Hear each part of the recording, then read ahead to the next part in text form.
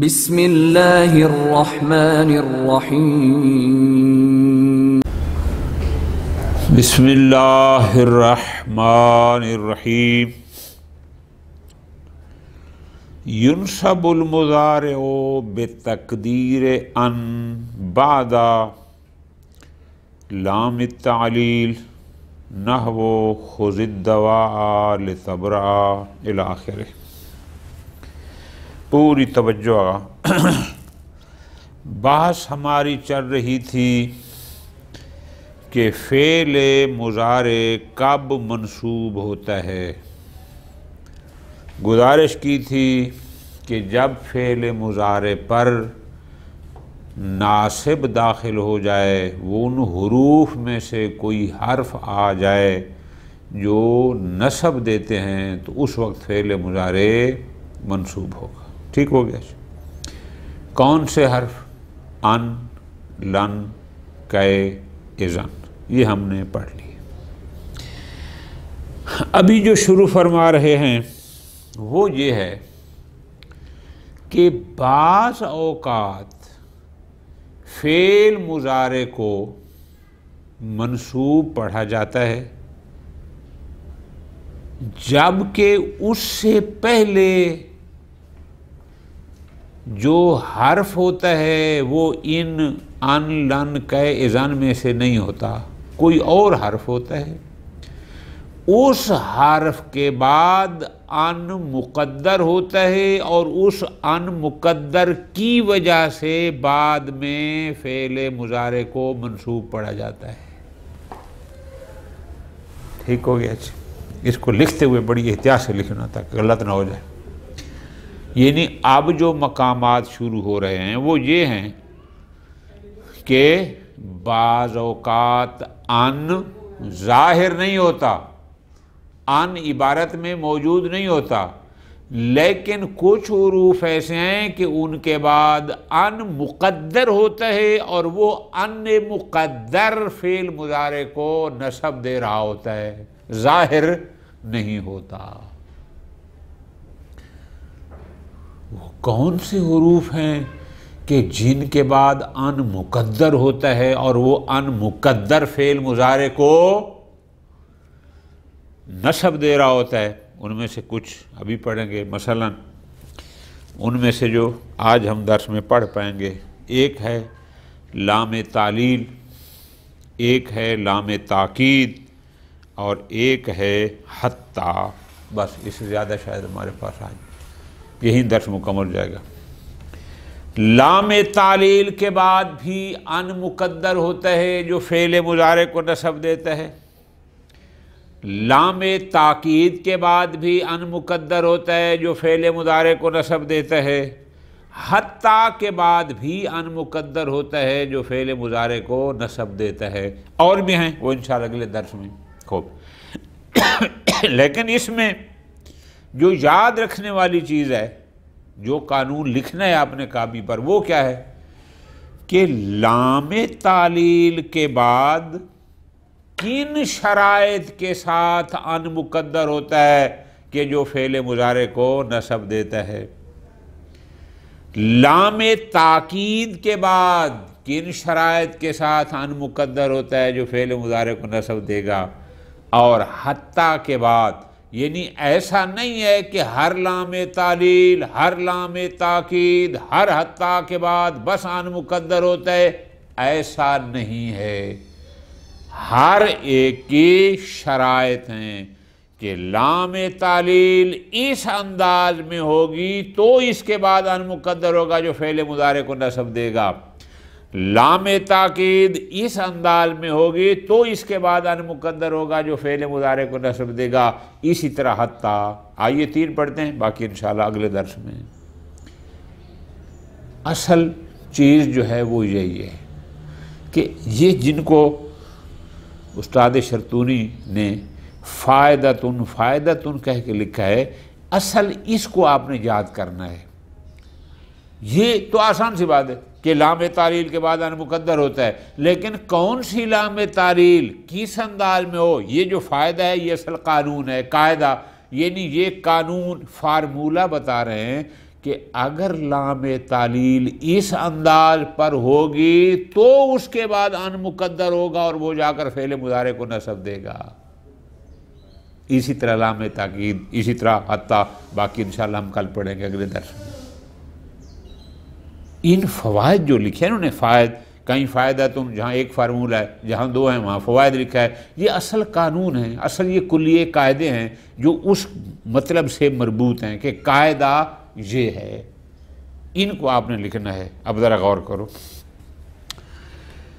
ينصب الفعل المضارع بتقدیر ان بعدا، فعل مضارع ان کے ذریعے منصوب. ابھی تو ہم نے یہ پڑھا کہ ان بالکل واضح تھا، ظاہر تھا، لیکن اب شروع فرما رہے ہیں کہ فلاں فلاں کے بعد ان مقدر ہوتا ہے، لفظاً موجود نہیں ہوتا، وہ مقدر ہوتا ہے اور مقدر ہو کر اپنے بعد والے فعل مضارع کو نصب دے رہا ہوتا ہے.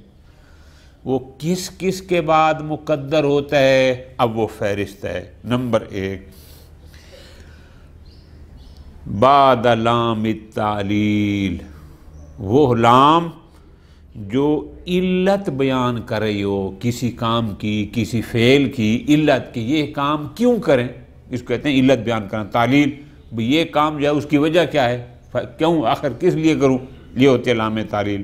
مثال دے رہے ہیں، خذ الدواء، دوائی لے، یعنی ڈاکٹر سے جا کے، حکیم سے دوائی لکھوا کے نسخہ استعمال کر. کیوں؟ لتبرا، علت کیا ہے بھئی، دوائی لوں کس لیے، لتبرا، تاکہ تو صحت مند ہو جائے، تاکہ تو شفا پا جائے. اب لتبرا، یہ لام تعلیل ہے، اس کے بعد ان ظاہر نہیں ہے، لیکن تبرا ہم پڑھ رہے ہیں، آخری حرف پر فتح پڑھ رہے ہیں، نصب پڑھ رہے ہیں. لتبرا، فعل مضارع منصوب ہے، حالانکہ پیچھے تو لام ہے. اس لام تعلیل کے بعد ان مقدر ہے جس نے تبرا میں حمزہ کو نصب دیا. ٹھیک ہو گیا جی. اب یہ تو ہوگی آسان بات کہ لام تعلیل کے بعد ان مقدر ہوتا ہے جو فعل مضارع کو نصب دے گا. لیکن قانون کیا ہے؟ آیا ہر لام تعلیل کے بعد قانون؟ اس کو سمجھنا ہے. فرماتے ہیں یصح مع لام التعلیل، لام تعلیل کے ساتھ ان ناصبہ کا استعمال صحیح ہے. ٹھیک ہے جی، لام ہو، لام کے بعد ہم کہیں گے ان مقدر ہے. فتقون ہیا، اب یہ ان ناصبہ، ہیا یعنی ان ناصبہ، والفعل الذی تنصبہ، اور اس کے بعد وہ فعل جس کو یہ ان نصب دے رہا ہے، فی محل جر باللام المذکورہ، وہ اس لام کی وجہ سے محلاً مجرور ہوگا، لفظاً نہ، لفظاً تو لتبرا پڑھ رہا ہے نا، محلاً مجرور ہوگا. ٹھیک ہو گیا جی. اب پوری توجہ، لام تعلیل کے ساتھ ان ناصبہ کو لگانا صحیح ہے. پھر وہ ان اور اس کے بعد والا جو فعل ہے، یہ دونوں اس لام کی وجہ سے محلاً وہ مجرور ہوں گے، لفظاً نہ محلاً مجرور ہوں گے. مثلا مثال دے رہے ہیں، حسن سیرتک، اپنی سیرت کو اچھا بنا. کیوں؟ علت، وجہ، کیوں اچھا بناؤں؟ لتحمدا، تاکہ تیری تعریف کی جائے. اب اصل میں ہے کیا؟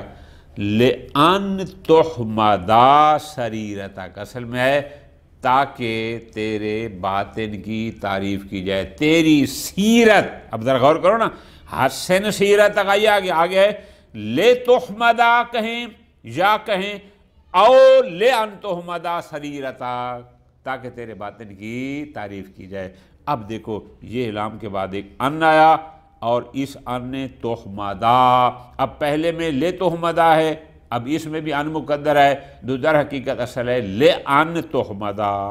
اب ان تحمدا، یہ ان ناصبہ اور فعل، یہ دونوں محلاً مجرور ہیں، لفظاً نہ محلاً. کس وجہ سے؟ او لے جو لام تعلیل کھڑی ہے. ٹھیک ہو گیا جی. اچھا، یہاں تک تو ہو گیا صحیح. اما اذا اقترنت اللام باللن نافیہ، اگر کہیں پر لام تعلیل اور لام نافیہ جمع ہو جائیں، یعنی ایک لام تعلیل ہے اور ایک لائے نافیہ، دو لام اکٹھے ہو گئے، فلا یجوز استعمالها، دو لاموں کو اکٹھا استعمال کرنا جائز نہیں ہے کہ ایک لام لام تعلیل ہو اور ایک لام لائے نافیہ ہو، نہ، کیوں؟ الا مان، مگر یہ کہ لام تعلیل کے بعد ان کو لایا جائے، لے ان لا یوں پڑھا جائے، یعنی ایک پہلی لام تاکید بعد میں لا نافیہ، درمیان میں ان کو لانا ضروری ہے، کیوں؟ کراہتن لاجتماع اللامین، کیونکہ دو لاموں کو اکٹھا کرنا ناپسندیدہ ہے، دو لام جمع ہو جائیں گے، اس لیے درمیان میں ان کو لانا ضروری ہے۔ اچھا، مثال یہ ہے، کن علی حاضر، یعنی محتاط رہے، تو محتاط رہے، کیوں؟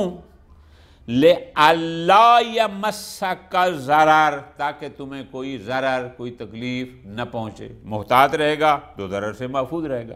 خوب، اب یہاں غور کرنا ہے، یہاں لِأَلَّا ہے، اب آپ کا سوال ہوگا جناب پہلے لام ہے پھر آگے بھی لا نافی آ گیا، ان تو نظر نہیں آ رہا، بات سمجھ آ رہی ہے؟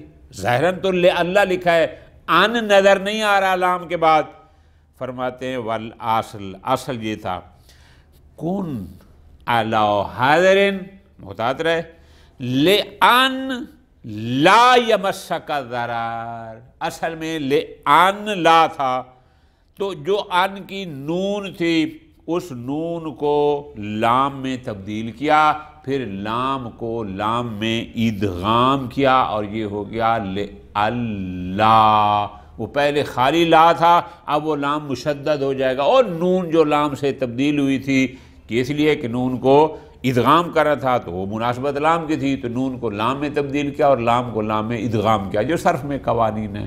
تو اصل میں یہ تھا لِأَن لا یمسک، لے اور لا کے درمیان ان تھا، ٹھیک ہو گیا؟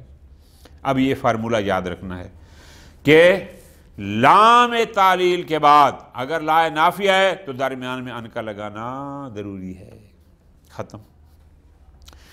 دوسرا حرف جس کے بعد ان مقدر ہو کر فعل مضارع کو نصب دیتا ہے وہ ہے لام تاکید، کہ وہ لام جو کسی کام کی تاکید کے لیے ہے۔ مثال، ما کنت لانقض العہد، میں عہد کو، وعدہ کو، پیمان کو توڑنے والا نہیں ہوں۔ اب دیکھو، ما کنت، میں نہیں ہوں، لانقض العہد، یہ لام اسی ما کنتو کی تاکید کر رہی ہے کہ میں ہرگز وعدے کو، پیمان کو، عہد کو توڑنے والا نہیں ہوں۔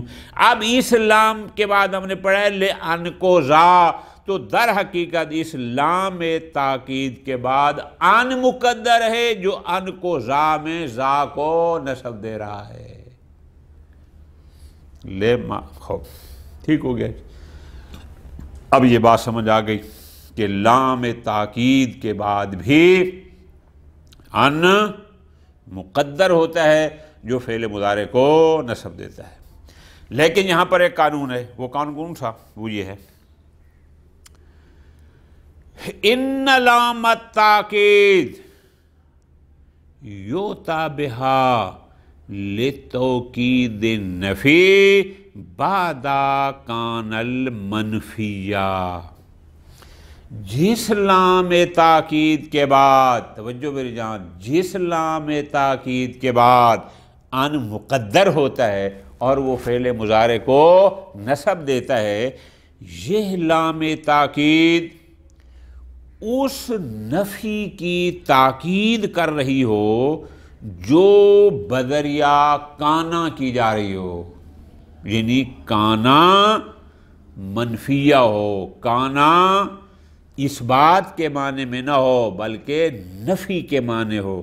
اب ذرا غور کرنا، اب یہ تو ہو گیا لفظی، اب غور کرنا، لکھنے میں آپ یوں لکھیں، جب کانا نفی کا معنی دے رہا ہو تو اس کے بعد جو لام تاکید ہوتی ہے وہ اسی نفی کی تاکید کرتی ہے، اس لام تاکید کے بعد ان مقدر ہوتا ہے جو بعد والے فعل مضارع کو نصب دیتا ہے۔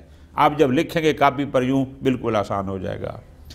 مثلا ما کان اللہ لیظلم الناس، اب کانا سے پہلے معنافی آ گیا، اللہ ایسا نہیں ہے کہ لوگوں پر ظلم کرے۔ اب یہاں ما کان اللہ ہو، کانا پر ما آگئی، یعنی اللہ ایسا نہیں ہے، تو کانا منفیہ ہو گیا، نفی کا معنی دے رہا ہے، تو لے یظلم، یہ جو لام ہے یہ اسی نفی کی تاکید کر رہی ہے، کیا کہ ہرگز وہ بندوں پر ظلم نہیں کرتا۔ لے یظلما، اب یظلما سے پہلے ان مقدر ہے جو لام تاکید کے بعد ہے، جس نے یظلما میں میم کو نصب دیا، اور یہ لام اسی ما کانا جو کانا نافیہ ہے اس کی تاکید کر رہا ہے۔ یہ دوسری آیت ہے، وَلَمْ يَكُنِ اللَّهُ لِيَغْفِرَ لَهُمْ، ایسا بھی نہیں ہے کہ اللہ ان سب کو بخش دے۔ اب یہاں بھی یکن سے پہلے لم آ گیا، لام جہد ہے، تو بہر کانا منفیہ نفی میں استعمال ہو کہ ایسا نہیں ہے۔ جب نفی میں کانا استعمال ہوا تو پھر تاکید آ رہی ہے لے یغفرا، یہ لام تاکید اسی کی تاکید کر رہا ہے جو نفی تھی، لے یغفرا، اب فعل مضارع کو یغفرا پڑھ رہے ہیں، منصوب پڑھ رہے ہیں اس لام تاکید کی وجہ سے کہ اس لام تاکید کے بعد ایک ان مقدر ہے۔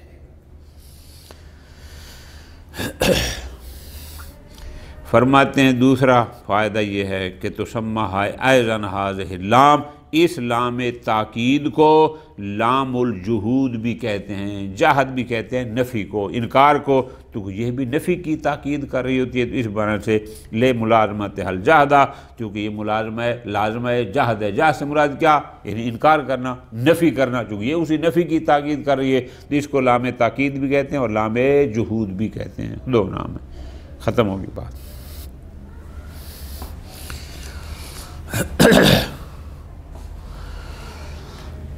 تیسرا حرف کہ جس کے بعد ان مقدر ہو کر فعل مضارع کو نصب دیتا ہے، اس کی اپنی شرائطیں آگے آ بھی رہا ہے، وہ ہے حتی۔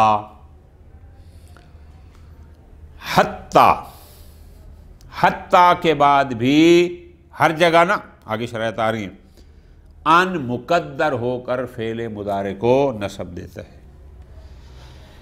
اضرب المذنبا، جو مذنب ہے، جو گناہ گار ہے، اس کو مار، اس کو سزا دے، حتی یتوبا، یہ جو یتوبا پڑھ رہے ہیں، اس یتوبا سے پہلے ایک ان مقدر ہے، حتی ان یتوبا، حتی کہ وہ توبہ کرے۔ یہ دوسری مثال، سم، روزہ رکھ، حتی تغیب الشمس، حتی کہ سورج غروب کر جائے۔ اب تغیبا کیوں پڑھ رہے ہیں، یعنی حتی ان تغیبا، تو یہاں ان مقدر ہو کر یتوبا اور تغیبا کو نصب دے رہا ہے۔ یہ تو ہو گیا آسان، لیکن اگلی بات سمجھنی ہے۔ سمجھنی کیا ہے؟ ہر حتی کے بعد نا، پوری توجہ۔ فرماتے ہیں فائدہ، قانون کیا ہے؟ حتی فی ھذا الباب، یہ جو ہم بات کر رہے ہیں کہ بعض اوقات ان مقدر ہو کر فعل مضارع کو نصب دیتا ہے، جن میں سے ایک مورد ہے کہ وہ حتی کے بعد بھی ہوتا ہے، یہ کب ہوگا؟ بہت غور، اما للتعلیل، یا حتی تعلیل کا معنی دے رہا ہو، اس کی علت بیان کر رہا ہو تو اس کے بعد ان مقدر ہوگا، او للغایہ، یا غایت انتہا اس کو بیان کر رہا ہو، یا استثناء۔ بڑا غور کرنا ہے، یعنی جس حتی کے بعد ان مقدر ہوتا ہے اور فعل مضارع کو نصب دیتا ہے، وہ حتی یا تعلیل کا معنی دے گا یا غایت کا معنی، غایت یعنی وہ آخر انجام بتانے کے لیے مثال میں واضح کرتا ہوں، یا وہ حتی استثناء کے لیے ہوگا تو اس کے بعد یہ ان مقدر ہو کر فعل مضارع کو نصب دے گا۔ مثال ذرا سمجھو، تعلیل کی مثال، زورنی، تو میری زیارت کر، یعنی مجھ سے ملاقات کر۔ کیوں ملاقات کروں جی؟ حتی اکرمک، تاکہ میں تیرا احترام کروں۔ علت کیا ہے؟ اب یہاں حتی علت کو بیان کر رہا ہے کہ زورنی، تو جو وہ کہہ رہا ہے کہ تو مجھ سے مل، اس کی علت کیا ہے، تعلیل کیا ہے؟ اس لیے مجھ سے مل، حتی اکرمک، تعلیل علت کیا ہے؟ حتیٰ کہ میں تیری کیا کروں؟ تیرا اکرام کروں۔ یہاں اصل میں کیا ہے؟ حتیٰ ان اکرمک، اس حتیٰ کے بعد ان مقدر ہے، چونکہ یہ حتیٰ تعلیل کا معنی دے رہا ہے کہ اس زیارت کی علت کیا ہے، کیوں ملوں۔ او للغایت، یا حتیٰ غایت کے لیے، انتہا کو جو انجام ہوتا ہے، جو مقصد اس کو بیان کر رہا ہو۔ سر، تو چل، بھئی کیوں چلوں؟ حتیٰ تبلغ الجبل، تاکہ تو پہاڑ پر پہنچ جائے۔ اس کی غایت کیا تھی؟ پہاڑ پر پہنچنا، تو یہ چل تاکہ تو اس پر پہنچ جائے۔ اب یہاں حتیٰ ان تبلغا، یہ تبلغا کو جو فتح ہے یہ ان مقدر کی وجہ سے، چونکہ یہاں حتیٰ غایت کو بیان کر رہا ہے۔ او للاستثناء، یا حتیٰ استثناء کا معنی دے رہا ہو۔ مثال بہت پیارا شعر ہے، لیس العطاء من الفضول سماحتاً، فضول یعنی مال کا زیادہ ہونا، فاضل سے ہے، زیادہ مال میں سے کسی کو کچھ دینا یہ عطا نہیں ہے، یہ سخاوت نہیں ہے، یہ بخشش نہیں ہے، یہ ہے حتیٰ تجودا وما لدیک قلیل، حتیٰ بمعنی الا کے ہے، مگر یہ کہ تو سخاوت کرے، وما لدیک، اور جو کچھ تیرے پاس ہے، قلیل وہ تھوڑا ہے، یہ سخاوت ہے۔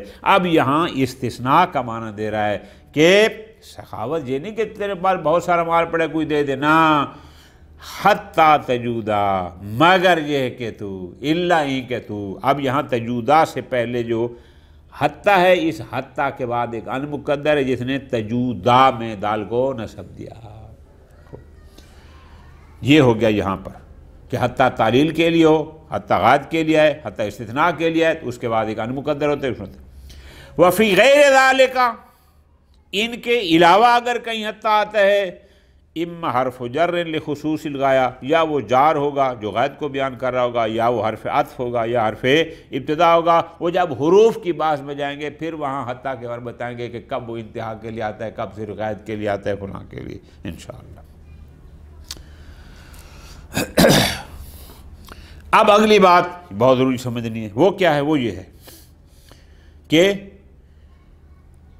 ہم جو کہہ رہے ہیں کہ حتیٰ کے بعد بھی اگر حتیٰ تعلیل کے لیے ہو، اگر حتیٰ غایت کے لیے ہو، اگر استثناء کے لیے ہو، جس کے بعد ان مقدر ہوتا ہے، تو فرماتے ہیں ایک اور شرط ہے، حتیٰ کے بعد جو فعل ہے اگر وہ فعل مضارع استقبال کے معنی میں ہوگا تو اس سے پہلے ان مقدر ہوگا اور اس کو نصب دے گا، لیکن اگر وہ فعل مضارع حال کا معنی دے رہا ہو تو پھر کوئی ان مقدر نہیں ہوگا اور وہ فعل مضارع منصوب بھی نہیں ہوگا۔